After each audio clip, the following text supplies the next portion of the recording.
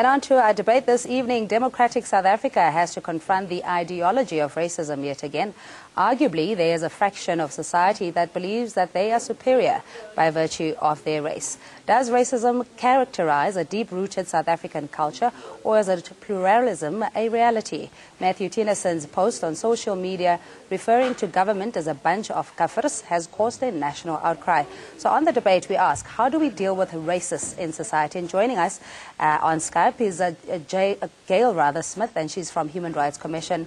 Baleni Sibanda is from Wits Center for Diversity Studies, and as Roets is Deputy Chief Executive of AfriForum, and William Bird is with Media Monitoring. You at home are most welcome to give us a call on 011-542-2186, and you can tweet us. It's at ANN7 TV. We also took an online poll that we will share with you in a bit as to what you think we should do with racists in society. To both of you, thanks so much for joining us. And I mean, this might sound like a harsh sentence or penalty. There has been suggestions that those that make racial slurs should be jailed, they should be banished, ostracized, and also given a heavy penalty. What is your reaction? Well, I think there's a long list of reasons why that particular proposal will not work.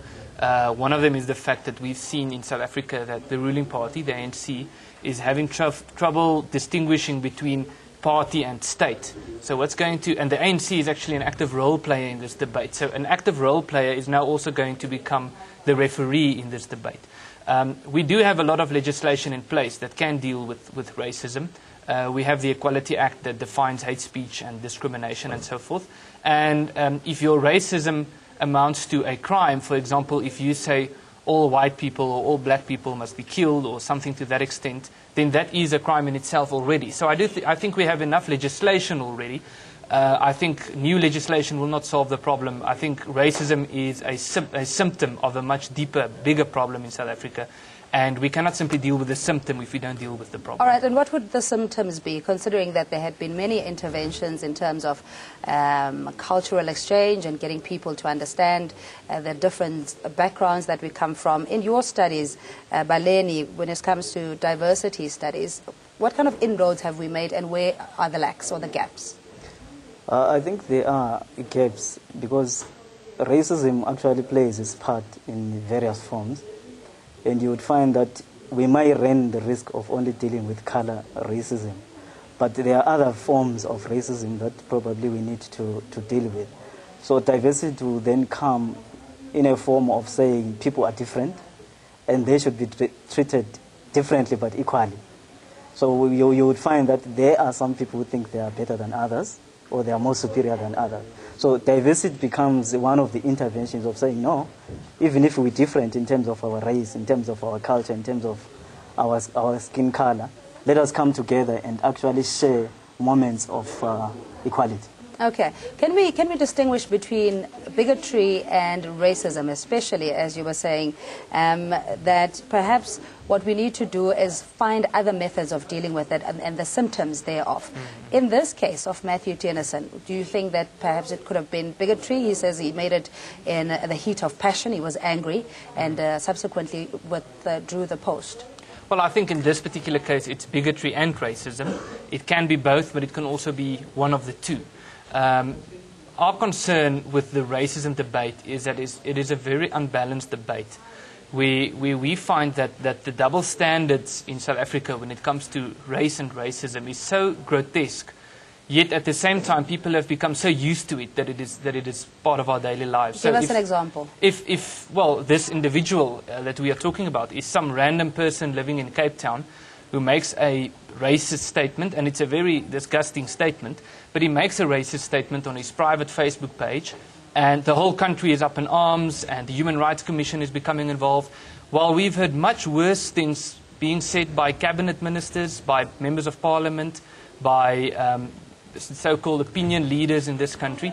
But when it's the other way around, when it's racism towards white people, we find that there's not the same level of condemnation. And I think that is part of the problem when we talk about racism. Is reverse racism a reality, Balin?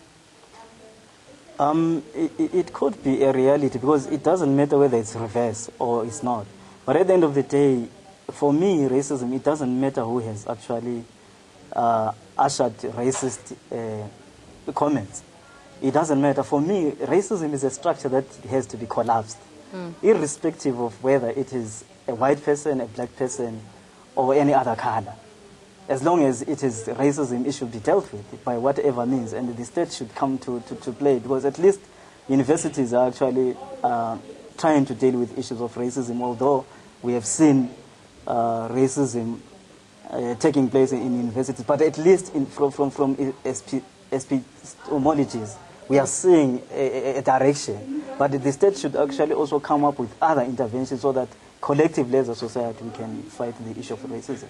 But Ernst, why do you then suggest that it depends on the degree or even your skin color as to who is making the racist remark, and that there is hypocrisy in society? And what I'm reading, you're suggesting that when black people make a derogatory statement to a white person, it's not given the same outcry as if it's reversed. Yeah, that's exactly what Why do you feel that way? Well, we experience it. We, for example, and the Human Rights Commission, I understand there's someone who will participate on the show. Perhaps they can prove me wrong, but I've never heard the Human Rights Commission become involved on their own accord when a black person says something racist toward a white person or towards white people. But we often hear it the other way around, and we can name many examples. Recently, we had that case in Stellenbosch where there was a private party and two girls painted themselves purple. And then they were expelled because the purple was too much black, and on some pictures it looked like it could have been black paint.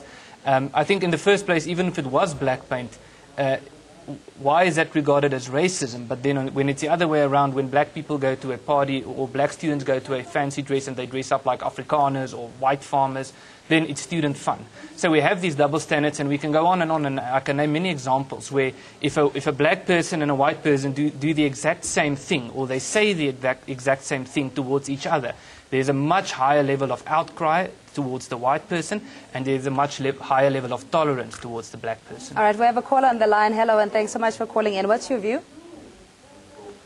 Hello? Hello. Hi, Hello. caller. Hi. Hello. Yes, we're listening. Yes, Good you evening are. to you. I have no sympathy whatsoever with the boy who behaved badly today, but my concern is not so much the language he uses as how does one go about changing attitudes and behavior rather than the language which is used. Thank you. All right, we really appreciate your call. And that's exactly, where does this level of hatred and disdain come from, particularly for a young man who's a graduate, he's a professional, and according to a recent apology, he suggests that he's got a diverse group of friends around him. So, you know, in the absence of psychoanalyzing why he would make such an irresponsible comment, it's clearly an indication that something is deep-rooted in society. Baleni, give us some suggestions, insight as how to deal with this. I think education should actually come in play, because I think people are not actually literate in terms of dealing with issues of diversity. There are certain groups or races that would appear to me to be saying that they are superior, therefore they can say anything at any given point. Are you referring to white people specifically? No, I didn't say any white. I'm saying they could be. Yeah, but the generality that we talk about, it just as an indication that we are uncomfortable in talking about race. But I hate to interrupt you. We have Jaz from Cape Town. Thanks for your call. Hi, Jaz. Hi, how are you? I'm good. Thanks for asking. Go ahead. All right. I strongly believe that the topic of the issue of racism is a very sensitive issue, and there are some parts of the country that demands more attention than others, like Cape Town here, where I am. This morning, I and my wife, we just had a very crazy experience, but I wouldn't get the details here on TV. But the point is this: here in Cape Town, blacks are still seen as a lower class of beings, and I would want to ask the government to legislate on racism. It should be criminalized. The guy who made the comments, Matthew, he should face the law if there is any. All right, Charles, but I hope you've also exercised your right to find recourse if you feel that your rights were violated. But thanks for your call. We joined on the line by Gail Smith from the Human Rights Commission. Gail, thanks indeed for joining us. Ernst, Roets, deputy of AfriForum, was just saying that SA Human Rights Commission has to be compelled to react to issues of hate speech and racism in particular. What is your view? Hi, Gail. All right, we'll get a response back from Gail. But as Charles was saying, that in certain pockets of society, it tends to be more prevalent or more blatant when it comes to racism, and that we need to deal with it as per the need arises. Do you think it's just a general ideology that South Africans are racist, or do you think that perhaps it's just a few individuals here and there? I'll give it to you, Ernst. Well, I think it's true that there are certain pockets of society. The South African Institute for Race Relations recently did a study on this topic, and they found that when South Africans were asked to list the country's biggest problems, only about, I think, 4.7% of South Africans who participated in this study said that racism is the biggest problem in South Africa. The majority of people said things like crime and poverty and unemployment and so forth. So I think the great majority of people in this country, and also many of the people who participated, said that they do not experience racism on a daily basis. Yeah. So I think the great majority of people, white and black, are not racist. They have an interest in a healthy society where people can respect one another. But we have people on the fringes, unfortunately, who are dominating this debate, and that is a matter of concern. Okay, Kay and Laurentia. Laurentia, we're coming to you. Hi, Kay. Thanks so much for calling. And what's your view? Okay, my name is Laurentia, and please turn down your TV set. It's giving us feedback, Laurentia. okay. Carry on. I would like to just say I'm in school with also white people, but I also refer them to my friends. So what I would like to know is, if I start swearing or saying something negative to them, how would it approach and how would it look to them? And the things of us South Africans saying to each other that we're racism, it's wrong. Why, instead of fighting against each other, why not coming together and being something much better than just fighting all the time? Because every time is all about racism. But why not come together as South Africans and build ourselves and become better people? So the voice of reason, indeed. Thanks so much, Lorraine. Kay, thanks for your call. And what's your comment or question? I would like to say, I would like to comment that maybe this needs to be stopped. No, we appreciate it. Thanks so much. Of course, it has no place in society, but we can't be reacting with this shock, horror, and gasp every time somebody makes an unpleasant comment. I would like to also say, Ernst and Baleni, that the minute we disagree as a society, then that ugly head of racism tends to rear its head, particularly if you, over dinner tables, or you're invited and you bring issues up of transformation, for example, or the sticky land claims and process and retribution. Is that your experience, Baleni, or maybe academically you can give us your interpretation of why, when subjects that are not controversial but that are complicated and sensitive are brought up, that it could be misconstrued as a racism? One cannot give a definite answer because racism in its own fact manifests into various things. So you would actually find that even in society there's cultural racism, there's language racism. So we should not just limit ourselves or confine ourselves to color racism. There are other various forms of racism that even the state or society has not dealt with. Yeah. Issues of culture, for example, issues of language, where we find it very difficult that when you bring a debate around language, even in universities, your language policy, you find that universities are found wanting in terms of actually being pro-African languages in their system, in their knowledge. So you find that that is because of a colonial structure that is still existent. So those are some of the things that are still lagging behind. Yeah, not to make transformation the debate, but I mean this is essentially what was the preamble of Matthew Tennyson's remarks, saying that there should be no politics in sport, and and then he went on another tangent. So Ernst, is it in your experience that honestly speaking, the minute we start talking about redressing issues of the past, that it could be misconstrued as racism? Well, I don't think it's necessarily misconstrued, but I think this topic leads to frustration, and I think part of the problem is the way in which the South African government or we as a country deal with the issue of transformation.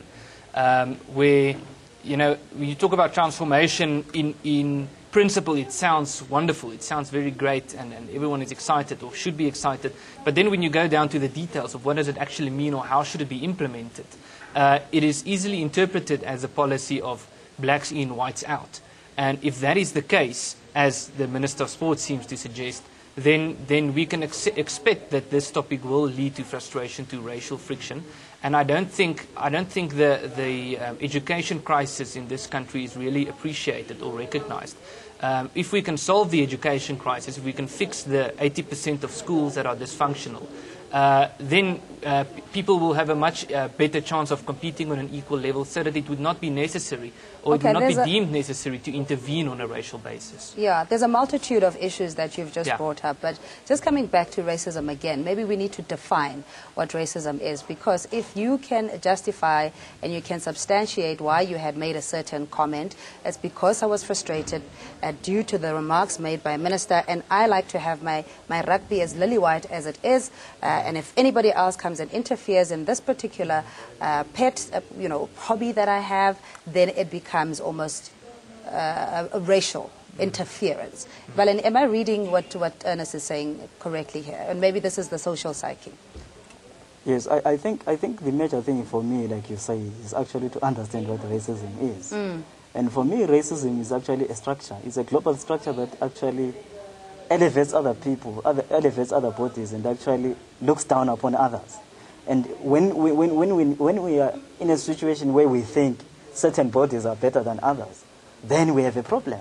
Hence, you will find that even issues of culture, even issues of language, you'll find that you remain thinking that a certain language is better than Venda, for example, even in universities. So for me, that is a problem. We need to actually, hence we talk issues of diversity. So people are diverse, people are different. Let us live in our differences, but equally. All right. We have a Gail Smith from the Human Rights Commission. Hi, Gail, and thanks so much for joining us. And William Bird with Media Monitoring. Gail, earlier on, there was a comment that the Human Rights Commission often doesn't act on its own accord when it comes to issues of hate speech or intolerance, that you often have to piggyback or coattail when these issues arises. How effective have you been in dealing with racism in the country? Well, I suppose what is the definition of effective? The Human Rights Commission there is to ensure that everybody has equality and human dignity. So when complaints are brought to us, we act on them, and we do act independently as well. I think that, when something flares up on social media, there usually is a lot of media interest. But every day we are actually dealing with racism complaints at the Human Rights Commission. And we're dealing specifically with equality issues relating to a whole range of issues, not just race, but also gender and other issues such as sexual orientation and religion. And how many of your, sorry to interrupt you, how many of your complaints or grievances are based on race? As you were saying, you've also got a multitude of other social challenges that you're dealing with. But what's the bulk of it based on? Is it more racial or is it more gender-based?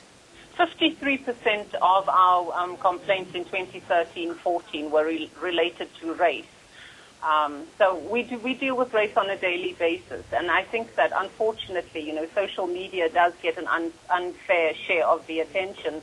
But there are also race issues that deal with a whole range of issues. Often vulnerable school children are subjected to race, which has a devastating impact not just on their self-esteem and impugns their dignity, but impacts on their capacity to learn. So it has a long-term, lifelong impact on the child's education. All right, let's take a caller before we go to William. Hello to you. Caller, please go ahead. Hello, Cindy? Yes, hi. My name is Kay from Durban. Hi, Kay. God bless you, Cindy. God bless you. Wow. Okay, my dear.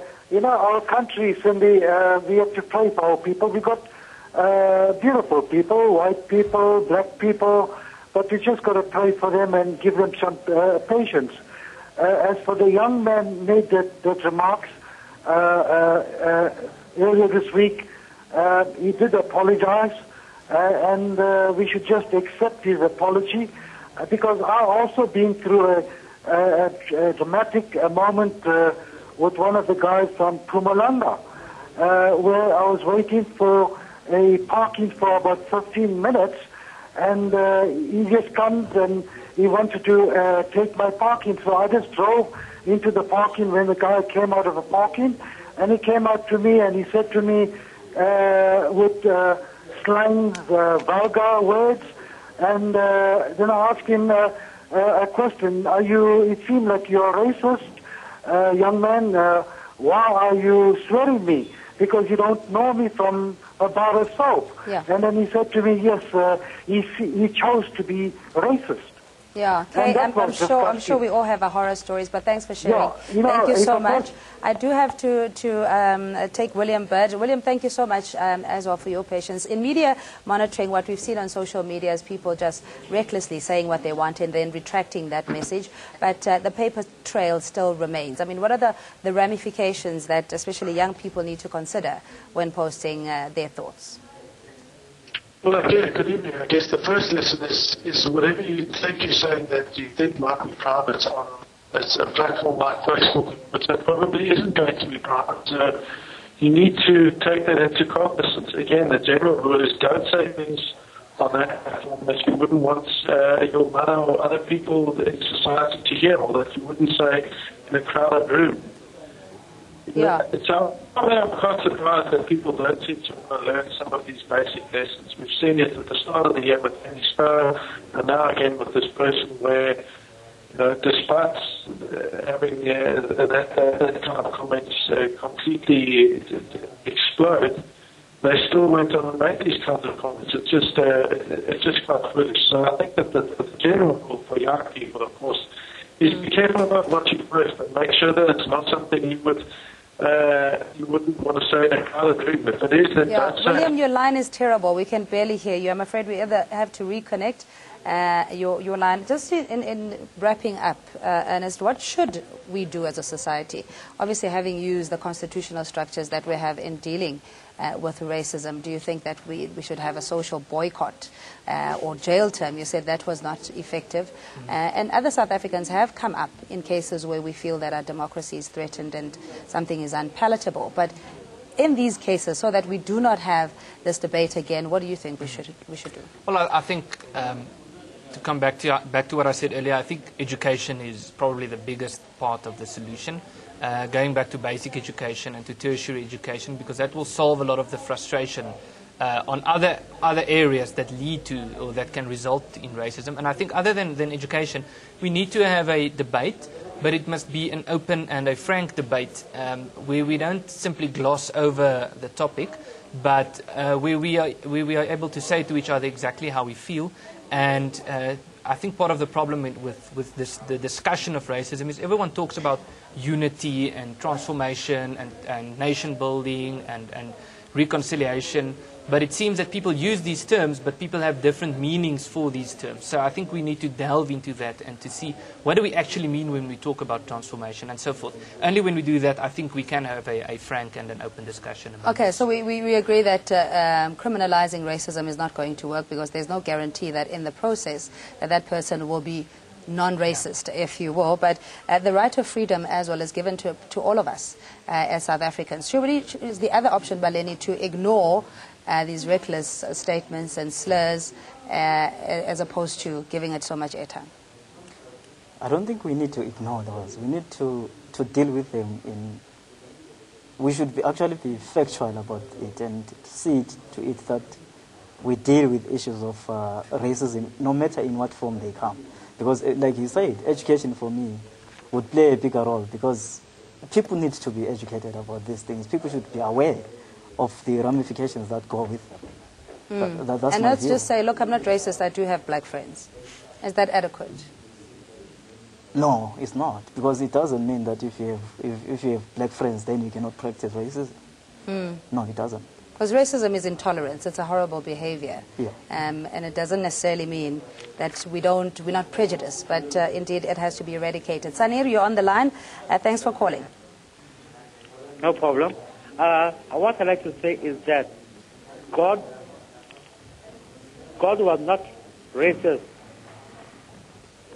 when he created human. And the best way to deal with racism is to be human. Everybody's entitled to basic human respect. Sanir, thank you so much. You're going to have the last word. And to my panelists, thanks indeed for making the time as well, and to the callers. We'll take a quick ad break. We'll be back with BizSense just after this.